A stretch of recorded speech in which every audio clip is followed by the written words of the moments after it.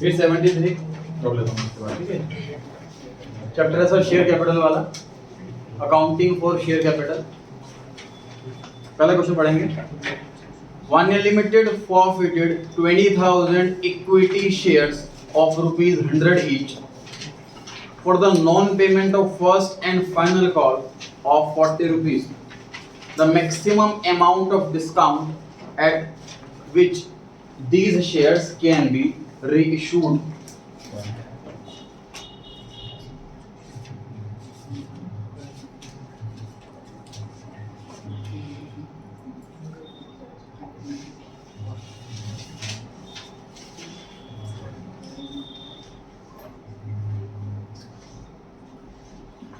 Forfeiture की entry sir, हमने कुछ इंस्टॉलमेंट मंगाई, उसके पैसे आ गए, उसके बाद और इंस्टॉलमेंट मंगाई, उसके पैसे नहीं आए, उस केस में फॉरफीचर किया जाता है। रेगुलर रिमाइंडर भेजा जाता है। ऐसा नहीं है कि 25 तारीख की डेट थी और 25 तारीख को पैसे नहीं आए तो 26 तारीख को उनके शेयर जब्त हो जाएंगे। टाइम दिया जाएगा, नोटिस दिया जाएगा, इंटरेस्ट लगाया जाएगा, पेनल्टी लगाई जाएगी। रेगुलर नोटिस के बाद भी अगर पेमेंट नहीं आती, उस केस में हम शेयर फॉरफिट करने का जो लास्ट ऑप्शन जो है वो चूज करते हैं। इन्वेस्टर को हम ये भी नोटिस भेजते हैं कि अगर आपकी इस डेट तक लास्ट रिमाइंडर तक आपका लास्ट रिमाइंडर रहेगा, इस डेट तक आपकी पेमेंट अगर नहीं आई तो आपका जितना पैसा आ चुका है वो जब्त करें। मैक्सिमम कितना टाइम देते हैं? हर कंपनी का अलग है। जब कंपनी इशू करती है ना प्रोस्पेक्टस, उसमें टर्म्स कंडीशन में बात पहले से मेंशन होती है।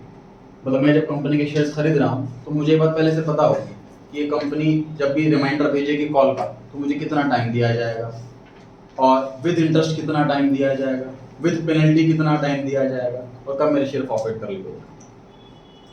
तो ये टाइम जितना लंबा हो इन्वेस्टर के लिए उतना अच्छा टाइम मिल जाएगा उसको पैसा देने के लिए। मैं दिखता हूँ कि 2-3 रुपए की कॉल है, लेकिन इन्वेस्टर जनरली ज़्यादा शेयर्स पे इन्वेस्ट करता है। कोई 1 लाख शेयर खरीद रहा है, कोई 10 लाख शेयर खरीद रहा है, इसलिए अमाउंट बड़ा हो जाता है। जब हम शेयर्स इशू करते हैं सर तो शेयर कैपिटल अकाउंट क्रेडिट करते हैं, कैपिटल बढ़ती, और जब हम शेयर फॉरफिट करते हैं सारी एंट्री रिवर्स कर देते हैं। शेयर हम फॉरफिट कर रहे हैं, कैपिटल घटा रहे हैं, कैपिटल डिक्रीज है। जब हमने शेयर इशू करा था और उस टाइम पैसा मंगाया इन्वेस्टर से और उसने पैसा नहीं दिया तो हमने एक न्यू एसेट क्रिएट करी कॉल्स इन एरियर के नाम की। अब हम शेयर फॉरफिट कर रहे हैं तो वो एसेट गायब कर दें क्योंकि अब हमें पैसा नहीं मिलेगा। बेसिकली क्या हो रहा है कि 10 रुपए के शेयर में से मान लीजिए 6 रुपए तो आ गए, 4 रुपए नहीं आए, तो फॉरफीचर से पहले हम इस 4 रुपए को एसेट बुला रहे थे कॉल्स इन एरियर के नाम की कि मुझे पैसा मिलना है। लेकिन जब हम इसके शेयर जब्त कर रहे हैं, इसके 6 रुपए जो आ चुके हैं इसको जब्त कर रहे हैं, तब तो ना 4 रुपए मांगने का अधिकार रह गया, ये एसेट भी गायब करनी पड़ेगी। एसेट डिक्रीज क्रेडिट, इसीलिए calls in arrears account credit हुआ। और जितना 6 रुपए आ चुका है वो रिफंड ना करने की वजह अपना प्रॉफिट मान लेते हैं, तो टेम्पररी रूप से हम इस अकाउंट के अंदर डाल देते हैं। इसका नाम है शेयर फॉरफिचर। बेसिकली जितना पैसा मंगाया, जितना पैसा आया और जितना पैसा मंगाया लेकिन नहीं आया, तो जो कंपनी एक्ट 2013 का रूल है, जब इस शेयर को हम प्रॉफिट करते हैं तो हमें इसको री इशू करना होता है। और री इशू के टाइम, क्योंकि कंपनी में ये रूल है कंपनी एक्ट 2013 के हिसाब से कोई भी कंपनी कोई भी शेयर डिस्काउंट पर इशू नहीं कर सकती। 10 रुपए का शेयर है, आपको मिनिमम 10 रुपए का इशू प्राइस रखना पड़ेगा, उससे कम पर नहीं रख सकते। तो अगर हम ये शेयर को हम री इशू करते हैं तो हम डिस्काउंट पर इशू कर सकते हैं, लेकिन जितना पैसा फॉरफिट किया था मैक्सिमम उतना ही डिस्काउंट दे सकते हैं। ठीक है जी, जितना हमने शेयर फॉरफिट करा था, जितना अमाउंट फॉरफिट किया था मैक्सिमम उतना ही डिस्काउंट दे सकते हैं री इशू के टाइम। अब इस क्वेश्चन पे हम फिगर्स की बात करते हैं। कंपनी में हम प्रॉफिट कर रहे हैं 20,000 शेयर्स, तो 20,000 शेयर्स हैं, सभी के मल्टीप्लाई 20,000 से। 100 रुपए का शेयर है और हम क्यों फॉरफिट कर रहे हैं? क्योंकि इसने 40 रुपए कॉल के नहीं दिए। 100 रुपए मंगाए, 40 रुपए नहीं आए, तो आए कितने? 60 रुपए। The maximum amount of discount, so जितना हमने अमाउंट फॉरफिट करा है मैक्सिमम उतना ही डिस्काउंट दे सकते हैं हम। ध्यान रहे, जो फॉरफीचर की एंट्री में शेयर फॉरफीचर अकाउंट के सामने आता है वही मैक्सिमम डिस्काउंट का अमाउंट होता है। जितना हमें फायदा हुआ है मैक्सिमम उतना ही घाटा हम ले सकते हैं रीइश्यू। ठीक है जी। यस एक बार सर फिर से बताना मैक्सिमम डिस्काउंट। जितना हमने शेयर फॉरफिट करा है, अब इसको रीइश्यू के टाइम जब इसको दोबारा बेचूंगा मैं तो उतने में हम डिस्काउंट दूंगा। अगर मैं रीइश्यू के टाइम तो जितना मैंने अमाउंट जब्त करा है मैक्सिमम उतना ही डिस्काउंट मैं दे सकता हूँ, उससे ज्यादा डिस्काउंट नहीं दे सकता एज पर कंपनी 2013, क्योंकि डिस्काउंट पे इशू करना मना है। ठीक है जी।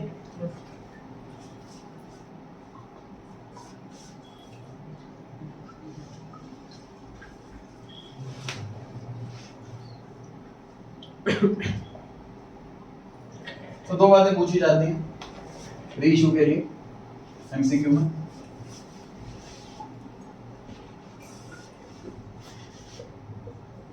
मैक्सिमम डिस्काउंट रीइश्यू के टाइम पर, एक तो ये क्वेश्चन पूछा जाता है, वो तो सर बराबर हो गया जितना हमने फॉरफिट करा था। सेकंड क्वेश्चन पूछा जाता है कि मिनिमम प्राइस जब हम इसको रीइश्यू करेंगे तो कम से कम कितना प्राइस रखें। उसमें जितनी हमारी फेस वैल्यू है माइनस फॉरफिट उसमें से हम कितना हम डिस्काउंट दे सकते हैं, जैसे लिख दूं minus maximum discount. Yes sir मान लीजिए मैं एम्प्लॉई हूँ और मुझे शर्ट सपोज सेल्समैन हूँ शर्ट का, सपोज मुझे शर्ट बेचने के लिए बोला है जी बॉस ने, और बॉस ने बोला है भी ग्राहक अगर बार्गेनिंग करे तो तुम भी मान जाना, लेकिन मैक्स टू मैक्स सेल्स करनी है शर्ट्स की। लेकिन वो एक लिमिट देगा, तो ना 10 रुपए बेच दूंगा शर्ट को, वो एक लिमिट देगा कि आप मैक्सिमम 60% डिस्काउंट देना, उससे ऊपर डिस्काउंट मत देना।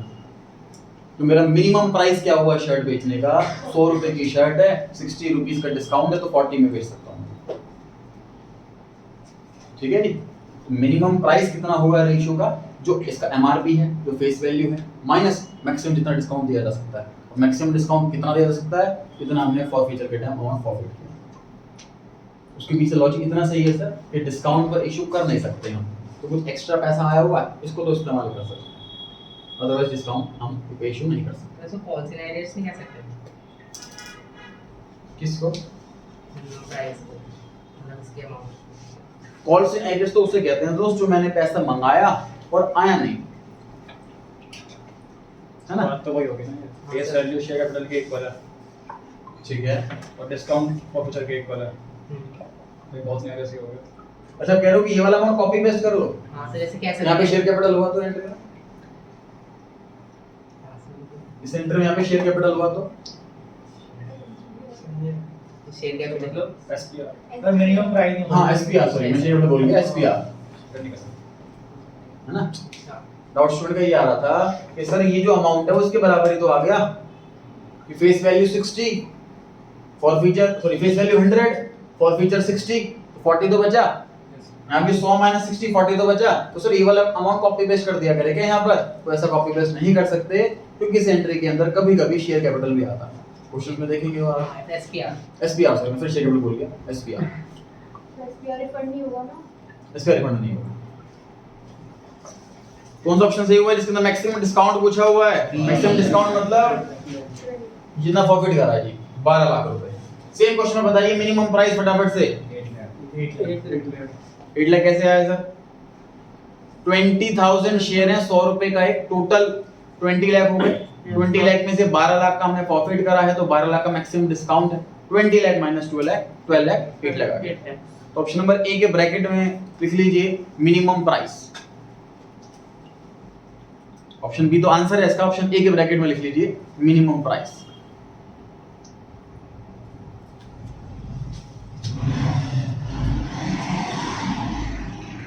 Tenure of a company, company कितने पीरियड चलेगी, कितने साल तक कंपनी चलती रहेगी। ऑप्शन नंबर ए जैसे किसी मेंबर की, ध्यान रहे मेंबर और शेयर होल्डर सिनोनिम्स हैं, ना ध्यान रहे तो अंडर लिख लीजिए आप, मेंबर को अंडरलाइन करके शेयर होल्डर, मेंबर को अंडरलाइन करके शेयर होल्डर लिख लीजिए चाहे तो। मेंबर और शेयर होल्डर ये सिनोनिम्स हैं। जो कंपनी का शेयर खरीदता है वो मेंबर बन जाता है, वही शेयर होल्डर होता है।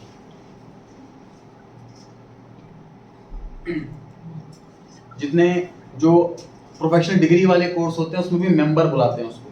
जैसे जो डॉक्टर होता है वो उस यूनिवर्सिटी का मेंबर बन गया, लॉयर है, मेंबर बन गया, मैं सीए हूँ, मैं सीए इंस्टीट्यूट का मेंबर बन गया, सर्टिफिकेट ऑफ मेंबरशिप मिलता, मेंबर हम डिनोट करते हैं कि ओनर के बराबर ही है। तो अगर ओनर की डेथ हो जाती है तो कंपनी बंद हो जाएगी, ऑप्शन ए ऐसा कह रहा। बी ऑप्शन ऐसा कह रहा है कि मेंबर इंसॉल्वेंट हो गया। सी ऑप्शन कह रहा है जी मेंबर पागल हो गया। तो मेंबर के कुछ भी इफेक्ट होने से कंपनी की एग्जिस्टेंस पे इम्पैक्ट नहीं आता। ये कंपनी का एक कैरेक्टरिस्टिक है जी, परपेचुअल सक्सेशन। कंपनी चलती रहेगी फॉरएवर, चाहे मेंबर आए, चाहे मेंबर जाए, चाहे मेंबर चेंज हो जाए। जो छोटा एग्जांपल है, सोसाइटी फ्लैट्स होते हैं सर, उसके अंदर क्या होता है, कुछ खर्चे कॉमन है, जैसे security guard, swimming pool, park, gym, तो जो कुछ खर्चे जो है वो कॉमन खर्चे हैं। पार्किंग हो गया तो कॉमन खर्चा। उसके लिए क्या कर रखा है कि कोई भी सोसाइटी खरीदेगा, कोई भी फ्लैट खरीदेगा उसके अंदर, तो उसकी वो बाउंड हो जाएगा कि उसको पर मंथ इतना अमाउंट देना है। फॉर एग्जांपल 4,000 रुपये महीना देना है हर एक सोसाइटी के मेंबर को towards compensation for the common services. तो अगर मान लीजिए मैंने फ्लैट बेच दिया तो मैं पे नहीं करूंगा, जो कोई और आएगा इस जगह वो पे करेगा। ठीक बात है। तो मेंबर के आने से, मेंबर के जाने से इम्पैक्ट नहीं पड़ेगा उस सर्कुलेशन में, उस कंटिन्यूस काम में। तो सेम केस कंपनी में होता है सर। कंपनी इन्वेस्टर बहुत सारे होते हैं। बेसिकली कंपनी इकलौता ऐसा बिजनेस का टाइप है जिसमें ओनरशिप और मैनेजमेंट सेपरेट। प्रोप्राइटरशिप में ऐसा नहीं होता, ओनर और मैनेजर सेम है। जो मैनेजमेंट चला रहा है वही ओनरशिप है।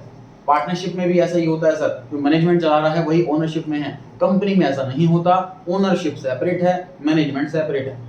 कंपनी को चलाने के लिए मैनेजमेंट चाहिए, ओनरशिप नहीं चाहिए, इसलिए ओनर्स बदलते रहते हैं। किसी की डेथ हो जाती है तो उसका नॉमिनी शेयर होल्डर बन जाएगा ऑटोमेटिकली। शेयर होल्डर का शेयर्स भी नहीं कम होंगे, ऐसा नहीं कि शेयर्स कम होंगे, शेयर होल्डर कम हो गया तो ना, नंबर ऑफ शेयर होल्डर्स कम होंगे, उसका नॉमिनी उसका शेयर होल्डर बन जाएगा। जब जैसे मैंने बताया सेविंग अकाउंट जैसे खोलते हैं, उसके अंदर नॉमिनी का कॉलम होता है, डेथ हो जाए तो नॉमिनी को पैसा मिल जाएगा। एफडी करते हैं तो नॉमिनी का कॉलम होता है, डेथ हो जाए एफडी वाले की तो नॉमिनी को पैसा मिल जाएगा। और डीमैट अकाउंट खोलते हैं शेयर्स के लिए, उसमें भी नॉमिनी का कॉलम होता है कि अगर उस पर्सन की डेथ हो जाए तो नॉमिनी को पैसा मिल जाए। मैंने अपनी LIC कराई थी तो उसमें नॉमिनी अपनी वाइफ को करा, मैंने अपनी वाइफ की भी LIC कराई और नॉमिनी खुद को करा।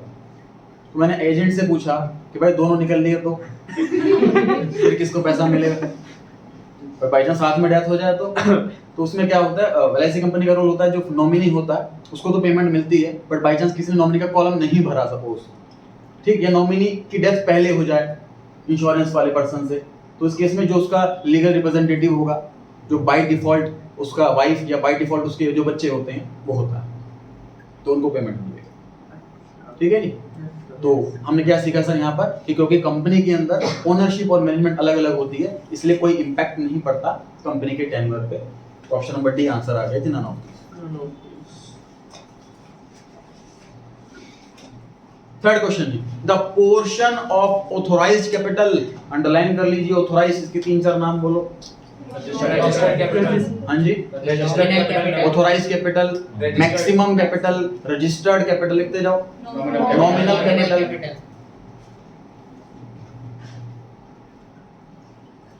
अंडरलाइन कर लिया हमने ऑथोराइज्ड, और वहां पे इसके 3 नाम और लिख लिए, मैक्सिमम, रजिस्टर्ड और नॉमिनल।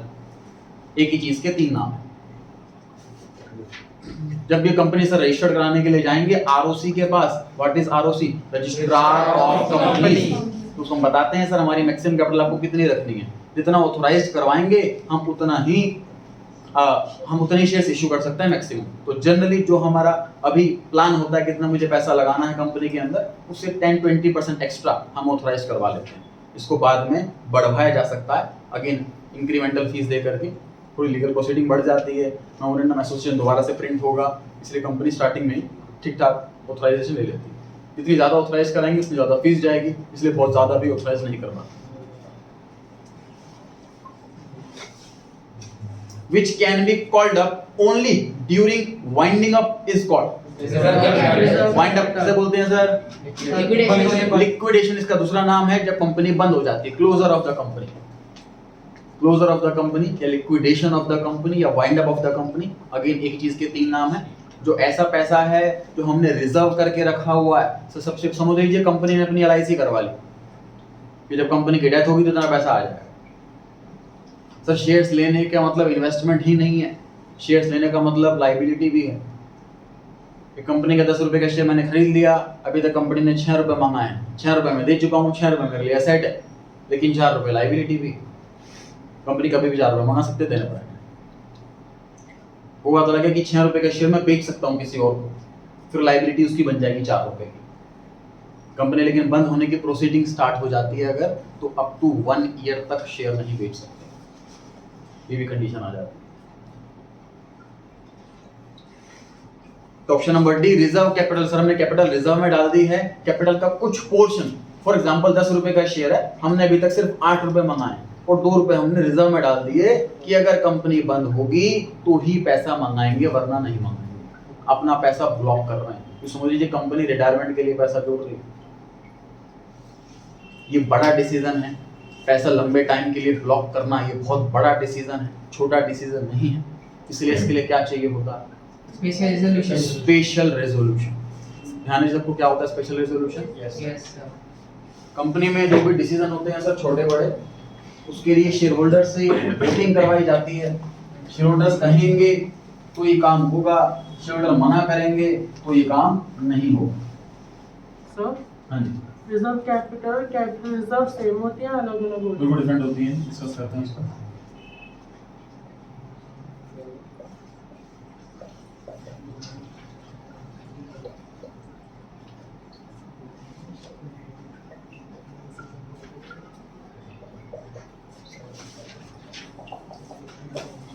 कंपनी में से जितने भी छोटे डिसीजन हैं उसके लिए वोटिंग करवाई जाती है शेयर होल्डर से by show of hands, technical term है। तो जो मैक्सिमम लोगों ने 50% से ज्यादा अगर लोगों ने हाथ खड़ा करा फेवर में, तो वो डिसीजन ले लिया जाएगा, वो काम कर लिया जाएगा। फॉर एग्जांपल ब्रांच खोल रहे हैं कहीं और, इन्वेस्टर से पूछता है डायरेक्टर कि बताइए ब्रांच खोलने के लोग कितने फेवर में हैं, वोटिंग करेंगे। फिर कौन अगेंस्ट में है, वोटिंग करेंगे। तो ज़्यादा वोट अगर फेवर में है तो वो डिसीजन हो जाएगा, ब्रांच खोल लेंगे वरना नहीं खोलेंगे। छोटा डिसीजन 50% प्लस चाहिए। बड़े डिसीजंस के लिए एटलीस्ट 75% लोग राजी हों तब लिया जाएगा बड़ा डिसीजन, अदरवाइज नहीं लिया जाएगा। अब बड़ा डिसीजन कौन सा, छोटा डिसीजन कौन सा, ये कंपनी एक्ट के अंदर लिखा हुआ है, हमारे कोर्स का पार्ट नहीं है। पार्टनरशिप में कितना परसेंट होता है?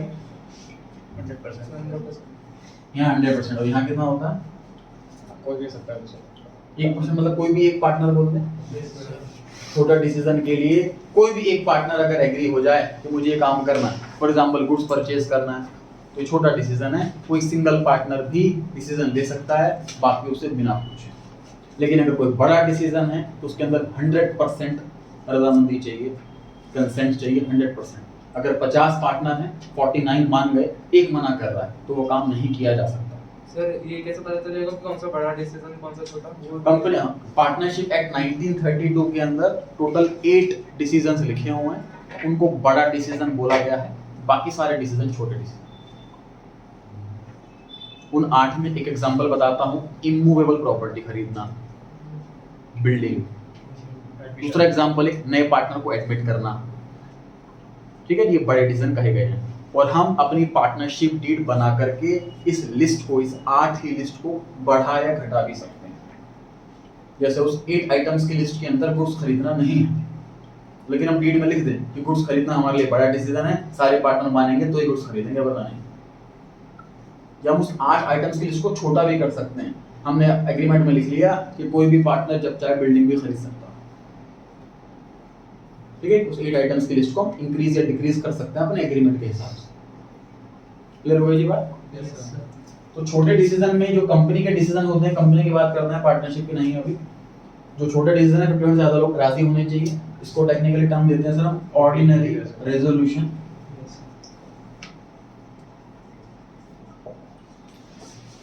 और इसको नाम देते हैं सर स्पेशल रेजोल्यूशन।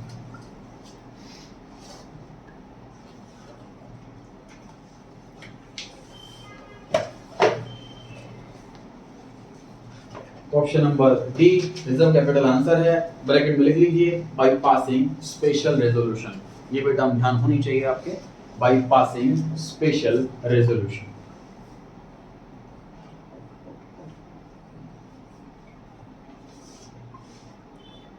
सर कितने डिसीजंस होते हैं फिर? हाँ जी, फिर डिसीजंस कितना होता है कंपनी के? कंपनी के तो काफी सारे होते हैं सर, और ये लिस्ट मतलब बहुत फ्रीक्वेंटली। देखो क्या है, पार्टनरशिप एक्ट 1932 का, तो तो उसके अंदर 8 आइटम है, सालों से 8 ही आइटम है, तो रटी हुई है, याद है। कंपनी एक्ट जो है उसमें बड़ी बड़ी कंपनी होती है तो फ्लक्चुएट करता रहता है डेली बेस पर, हर साल अपडेट आती है, अमेंडमेंट्स आती हैं। जैसे आपने मान लीजिए इनकम टैक्स कितने पर टैक्स 0 है, तो कोई आपको बताए, एक साल बाद आंसर चेंज हो जाएगा। एक चीज ध्यान अपने 11th क्लास में पढ़ी हो, बुक्स एंड पीरियोडिकल्स,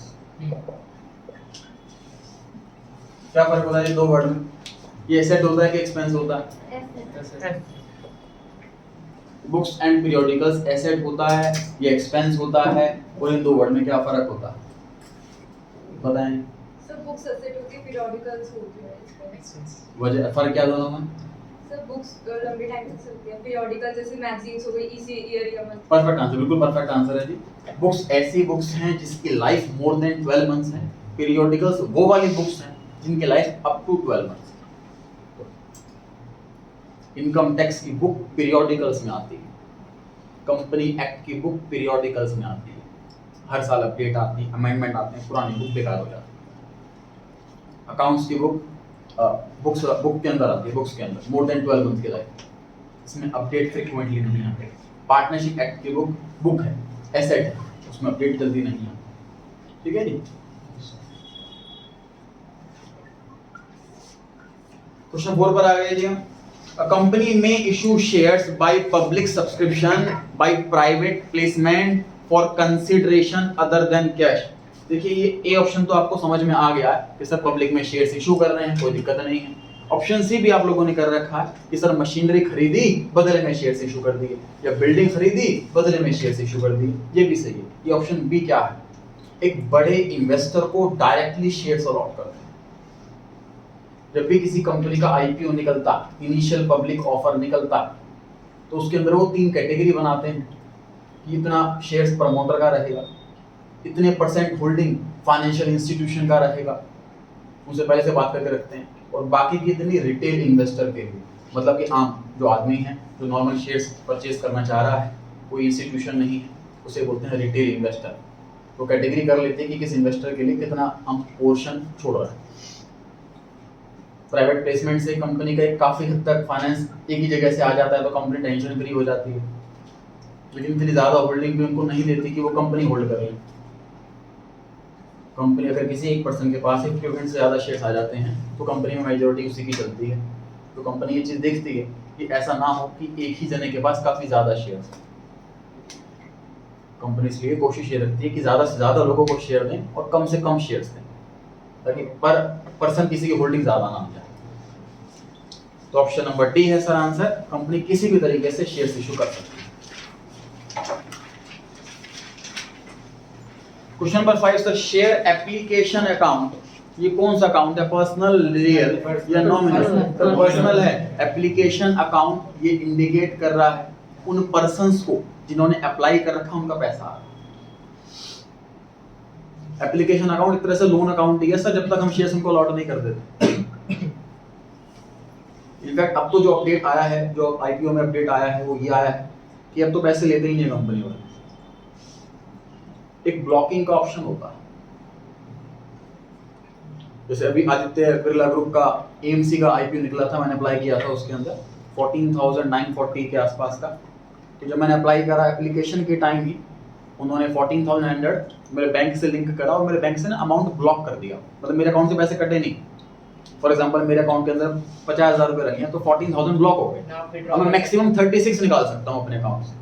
14 निकाले उन्होंने मेरे अकाउंट से, ब्लॉक कर दिया पैसा। वो 4 से 5 दिन का समय होता है अलॉटमेंट का। अगर मेरे को शेयर्स अलॉट कर दिए जाएंगे, मुझे अलॉट कर दिए गए, तो मेरे 14,000 मेरे अकाउंट से कटे 5 दिन बाद। उससे पहले एक और एप्लीकेशन अप्लाई किया था मैंने, वो एप्लीकेशन मुझे नहीं मिल पाया, तो वो पैसा अनब्लॉक हो गया। फिर वो पैसा ना पैसा कटा ना पैसा आया, अनब्लॉक हो गया। तो मतलब बैंक में अलग सेक्शन बन जाता है उसका। हाँ, मतलब बैंक में सेक्शन क्या बनता है, जैसे ना टोटल बैलेंस 50,000, अवेलेबल बैलेंस 36 ऐसे शो होता है ना। विड्रॉ कर सकते हैं ना। हाँ, विड्रॉ कर सकते हैं, विड्रॉ नहीं कर सकते उसको, ना कंपनी ने पैसा लिया। पर्सनल अकाउंट है सर ये, सी ऑप्शन। फिर मॉडर्न अप्रोच से कौन सा अकाउंट होगा? हाँ जी, मॉडर्न अप्रोच से कौन सा अकाउंट होगा? लाइबिलिटी। क्वेश्चन नंबर 6 पर आ गए जी हम। गेन ऑन री issue of forfeited shares. Sir कोई भी ऐसा प्रॉफिट, कोई भी ऐसा गेन जो हमने अपनी कोर एक्टिविटी से नहीं कमाया, ऐसे सारे प्रॉफिट्स को हम कैपिटल रिजर्व में ट्रांसफर करते हैं। 11th क्लास में पढ़ा है सर हमने रिजर्व वाला टॉपिक, चैप्टर नंबर 16 में। रिजर्व दो टाइप के होते हैं, रेवेन्यू रिजर्व और capital reserve.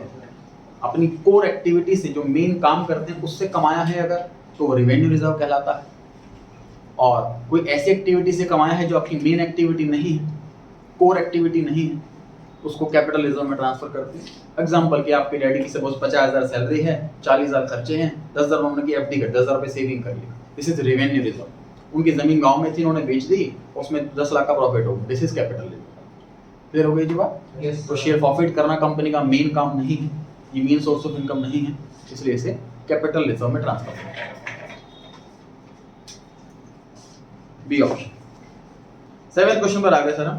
Calls in advance. Sir advance में पैसा लेना हमेशा लायबिलिटी होता है, और कुछ महीनों के अंदर अंदर हम कॉल मंगा ही लेंगे, तो शॉर्ट टर्म वाली लायबिलिटी है, मतलब करंट लायबिलिटी है। Option number D, other current liability. ध्यान रहेगा। yes, sir.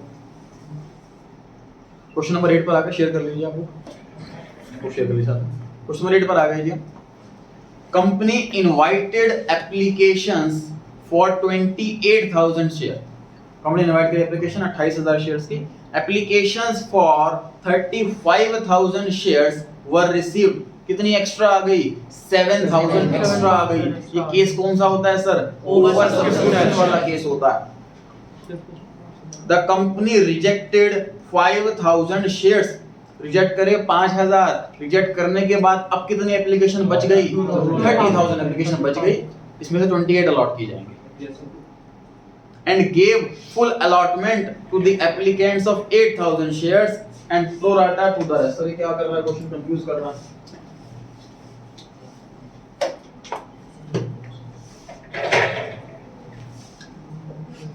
देखिए जी, अप्लाइड,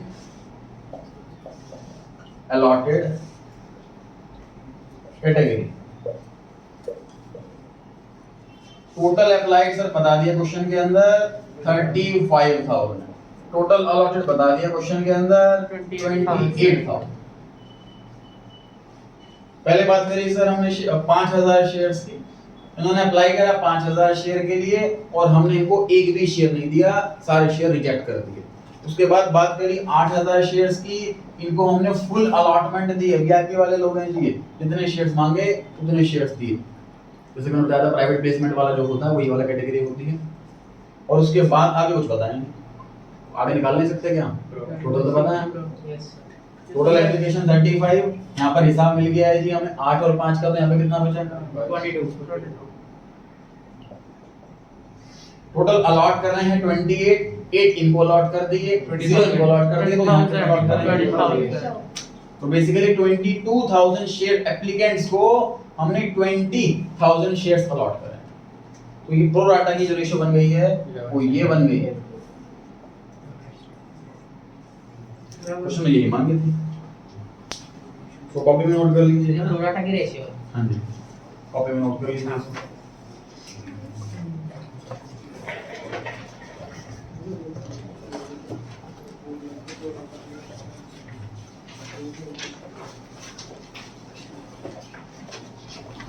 संडे को 12 बजे टेस्ट है जी आपका।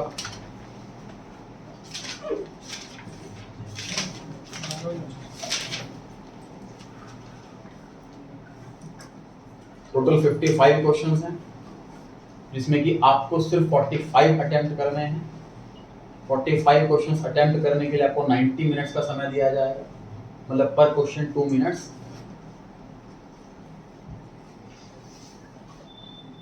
पेंसिल और इरेजर लेकर के आना है आपको ओएमआर शीट में फिल करने के लिए। क्वेश्चन पेपर के नीचे रखने के लिए आपको कार्डबोर्ड या बेस लेकर के आना है। रजिस्टर या बुक नहीं अलॉट की जाएगी, ना आपकी ना मेरी।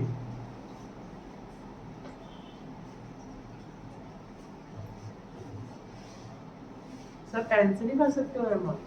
फिर चेंज ही नहीं कर पाओगे आप आंसर।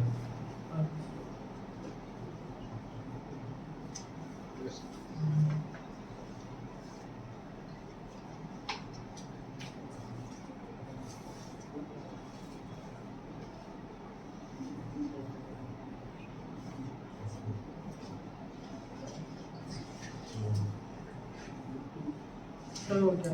यस। 9th क्वेश्चन पर आगे ये बात दोबारा समझा दो सर। कौन सा वाला ये वाला मतलब ये आपने इसका क्यों रेशियो लिया? प्रोराटा अलॉटमेंट वाली रेशियो मांगी है। प्रोराटा से बेसिस में अपना प्रोराटा क्या है सर कि जितना अप्लाई करा उसको हम मना भी नहीं कर रहे और पूरा पूरा शेयर भी नहीं दे रहे, प्रोपोर्शनेटली कम दे रहे हैं, उसी को प्रोराटा कहते हैं। यहाँ प्रोराटा नहीं है, या तो फुल रिजेक्शन है, यहाँ प्रोराटा नहीं है, फुल अलॉटमेंट है। प्रोराटा सिर्फ यही है, प्रोराटा मींस प्रोपोर्शनेट रेट से अलॉटमेंट करना, प्रोपोर्शनेटली रिड्यूस कर देना। इंसॉल्वेंसी के बाद भी यही होता है, तो पर्सन इंसॉल्वेंट हो गया, उसकी प्रॉपर्टी बिकी 6 लाख रुपए की, उसके क्रेडिटर्स हैं 10 लाख रुपए के, पेमेंट कैसे करें 10 लाख की हम प्रोपोर्शनेटली सबका अमाउंट रिड्यूस कर देंगे। 1 लाख वाले को 60,000 देंगे, 10,000 वाले को 6,000 देंगे।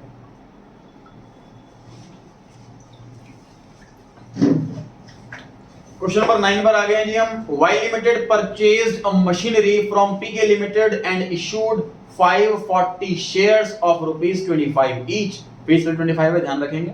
एट अ प्रीमियम ऑफ 10%, मुझे बताइए इशू प्राइस कितना है?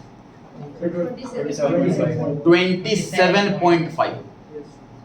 25 फेस वैल्यू है, 25 का 10% 2.5 ये एसपीआर है, और दोनों को ऐड करके इशू प्राइस आ जाता है सर हमारा 27.5। For the purchase consideration the book value of the machinery in the books will be, तो सर एक 540 की चीज 540 शेयर्स दिए हमने और एक शेयर कितना रुपए का, फिर एक मशीनरी होगी। क्यों समझ लीजिए मैंने मशीन खरीदने के बदले में ना नोट दिए हैं, एक नोट कितने रुपए का और इतने नोट दिए, तो मशीन कितने की पड़ी?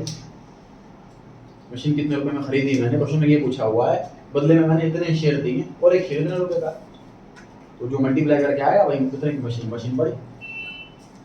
कितना है ये answer? Sir A option. A option 14850। Doubt हो इसमें? No sir. Question number 10 sir, minimum share application money 5% होता है जी नॉमिनल वैल्यू का। सर मेन वैल्यू मतलब मेन तो वैसे शेयर का प्राइस 25 है, तो 2.5 तो एसपीआर है, और वो तो अलग रखेगा, तो फिर वो सर इनके हिसाब से 25 आंसर होना चाहिए, मतलब कि 540 मल्टीप्लाई बाय 25 ऐसा होना चाहिए। एसपीआर क्यों कंसीडर किया जा रहा है समझते? सर मशीनरी खरीदने की entry, machinery account debit to vendor, amount नहीं पता। नेक्स्ट एंट्री होती है सर वेंडर को शेयर्स इशू करने की एंट्री। शेयर्स इशू कर रहे हैं तो शेयर कैपिटल अकाउंट क्रेडिट होगा, प्रीमियम पे इशू कर रहे हैं तो एसपीआर भी क्रेडिट होगा। 540 फेस वैल्यू 25, 540 शेयर्स, एसपीआर 2.5, तो अमाउंट डेबिट में क्या लिखना चाहिए? 540 into 27. फेस वैल्यू भले ही 25 रुपए है, लेकिन मार्केट में मेरा शेयर इजीली 2.5 रुपए प्रीमियम पे बिक रहा, तो मेरे लिए तो एक शेयर 27.5 है। अगर मैं आपको एक शेयर दे रहा हूं तो मैं 27.5 दे रहा हूं, ठीक है। क्वेश्चन नंबर 10 पर आ गया जी। Minimum share application money face value का 5% होता है। नॉमिनल वैल्यू मतलब फेस वैल्यू, अगर मेरा फेस वैल्यू 10 रुपए है तो मिनिमम इशू प्राइस कितना हुआ एप्लीकेशन पे?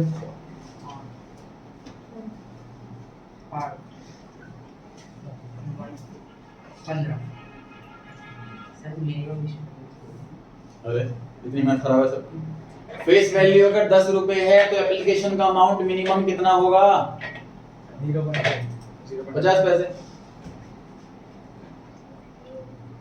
अभी मैंने बोला कि जब कंपनी अपने फेस वैल्यू को टुकड़ों में मंगाती है, पहला टुकड़ा एप्लीकेशन, अगली इंस्टॉलमेंट अलॉटमेंट, अगली instalment first call and so on, तो बहुत सारी इंस्टॉलमेंट होती है, तो जो एप्लीकेशन वाली जो पहली इंस्टॉलमेंट होती है उसमें कम से कम कंपनी फेस वैल्यू का कितना रुपया मंगाए, ऐसा लॉ बना हुआ है, कम से कम 5% मंगाए। अगर मेरी फेस वैल्यू 100 रुपए है तो 100 रुपए का 5% कम से कम 5 रुपए एप्लीकेशन पे मंगाएंगे। अगर फेस वैल्यू 1000 रुपए है तो कम से कम 50 रुपए एप्लीकेशन पे मंगाएंगे। मेरा क्वेश्चन था कि अगर फेस वैल्यू 10 रुपए है तो 10 रुपए का 5% 50 पैसे, कम से कम इतना कंपनी एप्लीकेशन पे मंगाए। क्लियर हो गई थी बात? Yes sir. B option answer हुआ। 11 क्वेश्चन पर आ गए हैं जी हम। if the vendors are issued fully paid shares of rupees 8 lakh, ये fully paid वर्ड क्या बता रहा है? सब फेस वैल्यू के 10 रुपए का शेयर है, 10 रुपए पूरे मंगा लिए, मतलब हमने बैलेंस कुछ नहीं बचा। फेस वैल्यू के इक्वल मंगा लिया। हाँ जी। 8 लाख रुपीस के हैं in consideration of net assets of 6 lakh। What is net assets? Total asset minus liability. Decision underline करके नेट एसेट, वहां पे जगह ना हो तो नेट एसेट को अंडरलाइन करके ना स्टार बना लो, फिर ऊपर लिख लो नेट एसेट्स को अंडरलाइन करें और वहां लिखें asset minus liability. Asset minus liability.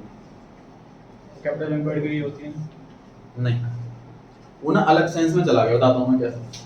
इस तरह कंपनी को जब हम खरीदते हैं तो उसकी एसेट्स भी खरीदते हैं, उसकी लायबिलिटी भी खरीदते हैं।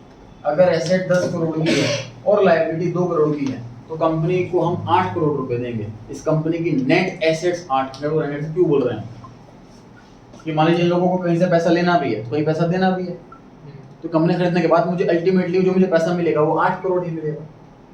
नेट एसेट्स 8 करोड़ इसलिए बोल रहे हैं।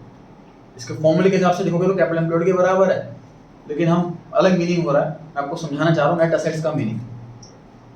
क्लियर हो गई जी बात? तो कंपनी की जो एसेट्स हैं वो नेट इफेक्ट देखा जाए तो 8 करोड़ रुपए ही है, तो मैं इसकी कंपनी की अगर पेमेंट करूंगा तो 8 करोड़ ही करूंगा। अगर मैं लेकिन 9 करोड़ पेमेंट कर रहा हूँ, ज्यादा पेमेंट कर रहा हूँ, तो डेफिनेटली कंपनी की गुडविल अच्छी है तो पेमेंट ज्यादा कर रहा हूँ। क्वेश्चन ये पूछा हुआ था कि सर नेट एसेट्स तो सिर्फ 6 लाख रुपए है तो मुझे पेमेंट भी 6 लाख ही करनी चाहिए, लेकिन एक्चुअल में पेमेंट कर रहा हूँ 8 लाख, 2 रुपए एक्स्ट्रा क्यों खर्च कर रहा हूँ? कंपनी की गुडविल अच्छी है sir. Option number B.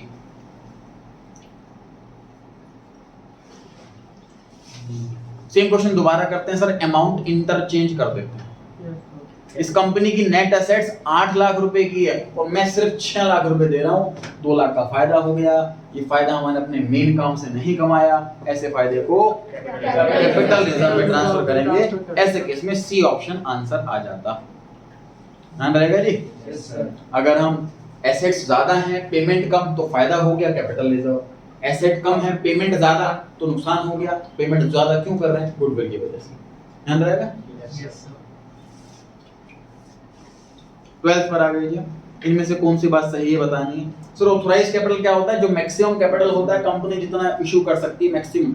Issued capital क्या होता है? जितना एक्चुअल में इशू हुआ है। तो ऑथराइज्ड कैपिटल तो बाकी सारी वैरायटी ऑफ कैपिटल से बड़ी होती है। Option number B. B option. Option A तो सर पक्का गलत है कि ऑथराइज्ड वाली कम है। ऑथराइज्ड तो कम किसी से भी नहीं होती, ये तो पक्का गलत है। सी पढ़ लेना सर। सी में क्या लिखा है? पेड अप कैपिटल और इशूड कैपिटल।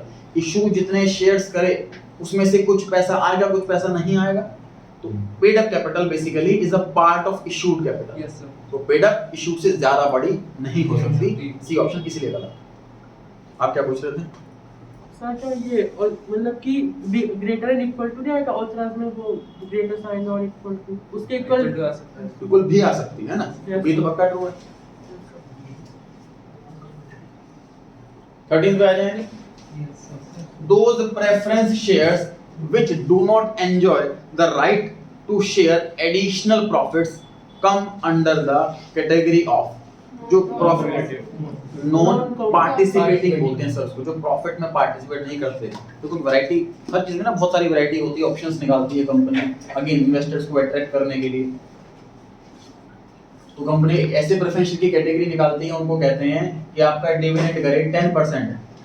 हर साल प्रॉफिट आपको होगा तो डिविडेंड मिलेगा 10%, प्रॉफिट नहीं होगा तो डिविडेंड नहीं मिलेगा। इस साल नहीं हो पाया, प्रॉफिट नहीं मिला आपको डिविडेंड, तो नेक्स्ट ईयर पिछला भी मिल जाएगा, तो क्यूमुलेटिव वाला होगा। एक छोटी सी अलग फीचर वाला कॉन्सेप्ट क्या है कि अगर प्रेफरेंस को डिविडेंड बांटने के बाद, इक्विटी वालों को डिविडेंड बांटने के बाद भी अच्छा खासा सफिशिएंट प्रॉफिट बच जाता है तो उसको भी हम बांट सकते हैं प्रेफरेंस वालों में एक्स्ट्रा बोनस। तो उसको हम पार्टिसिपेटिंग प्रेफरेंशियल कहते हैं। तो पार्टिसिपेट कर सकते हैं एक्सेस प्रॉफिट में। उसमें लिमिट कंपनी खुद ही डिफाइन करती है कि इतने अमाउंट से या इतने परसेंटेज से ज्यादा प्रॉफिट होता है तो कितना परसेंट वो ले सकते हैं। ऑप्शन ए में क्या है? ऑप्शन ए में क्या चीज लिखी है बताओ? सर रिडीम इसकी हम पेमेंट तब करेंगे जब कंपनी बंद होगी, ऐसे बोलो। प्रेफरेंस शेयर, ऐसे प्रेफरेंस शेयर इशू करें हमने जिनको बोल दिया भैया पैसा आपको तभी देंगे जब कंपनी बंद होगी, उससे पहले नहीं देंगे। चाहे कंपनी 200 साल बाद बंद हो, चाहे 1000 साल बाद बंद हो, चाहे 5 साल बाद बंद हो, जब कंपनी बंद होगी तभी पैसा वापस करेंगे, उससे पहले वापस नहीं करेंगे। लेकिन अगर कोई इन्वेस्टर को पैसे चाहिए तो वो शेयर मार्केट में जाए और किसी और को बेच दे, कंपनी पैसा वापस नहीं करेगी। ऐसे प्रेफरेंस शेयर को हम इररिडीमेबल प्रेफरेंस शेयर कहते हैं। हालांकि इंडिया में ये मना है, 20 साल से लंबे टाइम के हम प्रेफरेंस शेयर इशू नहीं कर सकते इंडिया में। अगेन लेकिन हर चीज पता है, कोई जो लॉ बनता है वो जनरल लॉ होता है, हर चीज का एक्सेप्शंस निकलती है। कोई कंपनी है जो कह रही है कि भाई हम ऐसा काम कर रहे हैं जिससे इकोनॉमी का फायदा होगा तो हमें अलाउ किया जाए 20 साल से ज्यादा का टाइम, या अलाउ किया जाए इररिडीमेबल तो उसको शायद अलाउ किया जा सकता है। शेयर मार्केट कहाँ पर है? डीमैट ऑनलाइन होता है, सब कुछ होता है, बाकी ब्रांचेस होती हैं इसकी। ऑप्शन नंबर बी में लिखा है कि पार्टिसिपेटिंग प्रेफरेंस शेयर, जो प्रॉफिट में पार्टिसिपेट कर सकते हैं। नॉन क्यूमुलेटिव, इस साल डिविडेंड नहीं मिला तो नेक्स्ट ईयर का ही मिलेगा, पिछला नहीं मिलेगा, पिछला भूल जाओ। पूछ लेते हैं 14th पे आ गया, reserve capital is also known as. Reserve capital sir कौन सी कैपिटल? जो पैसा हमने नहीं मंगाया। ऑप्शन नंबर ए तो कैपिटल रिजर्व होता है, वो तो प्रॉफिट होता है। ऑप्शन नंबर ए में लिखा कैपिटल रिजर्व, जो प्रॉफिट होता है, मेन एक्टिविटी से जो नहीं कमाया ये वो वाला प्रॉफिट है। बी में क्या लिखा है? Subscribed and fully paid up. Subscribed and fully paid up में वो वाले शेयर्स आते हैं जहां पे फेस वैल्यू के बराबर पैसा मंगा लिया और उसके बराबर पैसा आ भी गया। सब्सक्राइब्ड एंड फुल्ली पेड, इसका हिसाब पूरा साफ है, ना 1 रुपया आना ना 1 रुपया जाना, पूरा साफ क्लियर। बी ऑप्शन के अंदर जो रिमेनिंग बच गए, चाहे तो हमने पैसा मंगाया कम या पैसा आया कम, दोनों कैटेगरी सी ऑप्शन के अंदर है। तो रिजर्व कैपिटल में हमने पैसा मंगाया कम, इसलिए वो सी ऑफ कैटेगरी के अंदर आएगा। Subscribe but not fully. वो तो अनकॉल्ड होती है ना रिजर्व कैपिटल। हाँ जी, जनना तो वहां थी। लेकिन डाउट है कि सर रिजर्व कैपिटल जो अनकॉल्ड कैपिटल होती है उसकी जर्नल एंट्री ही नहीं होती, तो ऐसे केस में सर वो तो बैलेंस शीट के अंदर कहीं आता ही नहीं है, तो नन ऑफ दीज आंसर क्यों नहीं? तो ये क्वेश्चन क्या चीज पूछा जा रहा है, क्या चीज चेक की जा रही है आपकी? अगर कोई ऐसी कैपिटल है जो रिजर्व कैपिटल है और हमारी कंपनी के अंदर शेयर्स, हमारी कंपनी के अंदर रिजर्व कैपिटल है, इसका मतलब हमारी कंपनी के शेयर्स पर सारा पैसा नहीं मंगाया गया, हमारी कंपनी के share subscribe not fully paid up के अंदर ही आएंगे। ये चीज चेक की जा रही है कि आप ये पहचान कर पाओ कि अगर रिजर्व कैपिटल देखते ही आप समझ जाओ इस कंपनी के शेयर्स पक्की बात है एंड फुल्ली पेड अप में तो नहीं आएंगे। ठीक है जी, ऐसा पूछा होता क्वेश्चन के अंदर रिजर्व कैपिटल इज रिकॉर्डेड या it will be categorised under this head, तो फिर नन ऑफ दीस टिक कर। तो 3 बार आ गया जी। हाँ जी सर पीछे इसका आंसर डी। अच्छा डी दे रखा नन ऑफ दीस। अच्छा चेक कर लिया आपने?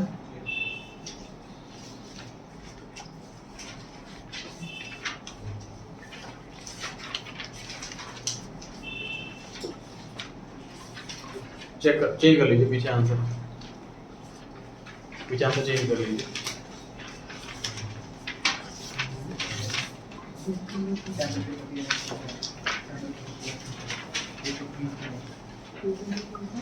क्वेश्चन 15 पे आ गया, क्वेश्चन 15 पर आ गया। H Limited had allotted 20,000 shares to the applicant of 28,000 shares on pro rata basis। बताइए प्रो राटा की रेशियो क्या हुई? 28,000 वालों को 20 शेयर्स दिए, ये 7:5 की रेशियो होगी, मतलब जिसने 7 शेयर मांगे उससे 5 शेयर दिए। सही बात बता रहे हो। हाँ जी, 20,000 शेयर्स अलॉट करे हैं 28,000 एप्लीकेंट्स को, सही है। यस है ना? The amount payable on application was 2 rupees per share। Application पे 2 रुपए मंगाए गए। S ये इन्वेस्टर का नाम है, शेयर होल्डर का नाम है। S applied for 840 shares। किसने अप्लाई करा? 840 शेयर्स के लिए। The number of shares allotted and the amount carry forward for adjustment against allotment money due from S will be। Adjustment का कॉन्सेप्ट क्या है सर? तो समझ लीजिए कि कंपनी को पैसा वापस भी करना है और कंपनी को पैसा मंगाना भी है, तो कंपनी नेट ऑफ करती है, पैसा वापस नहीं करती, कम मंगाती है।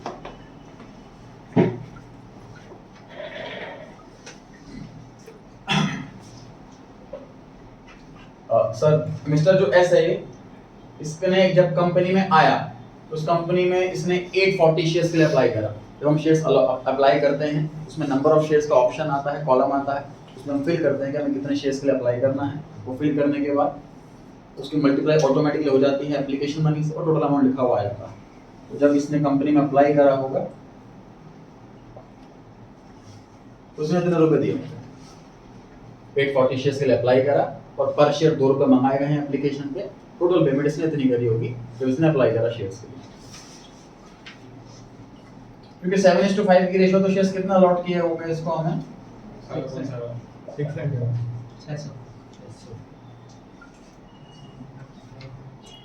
600 शेयर। तो हमने इसको कहा कि भैया आपको जैसे कर लेता हूं 600 शेयर दिए जा रहे हैं और 240 शेयर्स नहीं दिए जा रहे हैं। 840 शेयर्स के लिए अप्लाई करा इसने, तो रिप्लाई ये आया कि आपको 600 शेयर्स दिए जा रहे हैं और 240 शेयर्स नहीं दिए जा रहे हैं।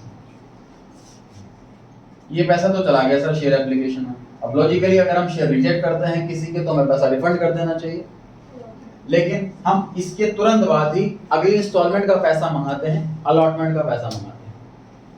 तो जब हमें पैसे मंगाने भी हैं, पैसे लेने भी हैं और पैसे देने भी हैं तो नेट ऑफ करेंगे। पैसे एक्स्ट्रा कितने हो गए सर? ये 480 रुपीज एक्स्ट्रा हो गया। पैसा मंगाना कितना अलॉटमेंट पे हमें? 600 शेयर्स है, जितना अलॉटमेंट की मनी हो उसमें देने रखी, इतना पैसा मंगाना है, 480 आ चुके हैं तो बाकी बचा हुआ पैसा आएगा। उसने मांगा क्या है? 480। उसने मांगा है नंबर ऑफ शेयर्स अलॉटेड, तो ये हम फॉर्मूले से निकालेंगे। रब कर दिया मैंने 840 into 5/7 600। ये 7:5 की रेशियो आई थी 28,000 और 20,000। तो 600 शेयर्स अलॉट किए इसको, तो 600 ऑप्शन डी में लिखा हुआ है। और पूछा था कि अमाउंट कितना कैरी फॉरवर्ड करेंगे एडजस्टमेंट के लिए अलॉटमेंट में, तो ये 480 रुपीज जो एक्स्ट्रा पैसा बच गया ये कर लो, इसको नोट कर लें। तो ये रेशियो को 7:5 कैसे निकाला, और एक ये वाला पोर्शन और एक ये वाला पोर्शन।